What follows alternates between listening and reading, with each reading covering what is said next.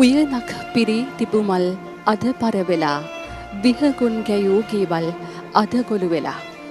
හෙළ සිනමාවේ ලලනා පෞරුෂය ආචාර්ය මලනි ෆොන්සේකා මහත්මියගේ දේහය මිට ටික වේලාවකට පෙර මාතිවෙල පිහිටි ඇය විසූ නිවසට රැගෙන ආවා.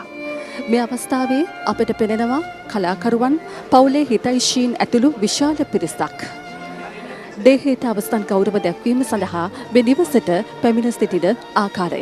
එක්ස්ටා ජීවී යුගයක තමුන්ගේ අනන්‍යතාවයේ සලකුණු කර රංගන ශිල්පිනියක් විදිහට අපිට ඇයව හඳුන්වා දෙන්නට පුළුවන්. කලාත්මක සිනමාවේ වගේම වාණිජ්‍ය සිනමාවේ ඇය විෂද කළ රංග ප්‍රතිභාවන් පසු පරම්පරාවන් ගණනාවක් ගුරුකොට ගනු ඇති. ඉතින් හෙළ දිලි රචින හැමදාමත් අපේ හදවත් තුළ සදාතනික පුරාවෘත්තයක් වනු ඇති.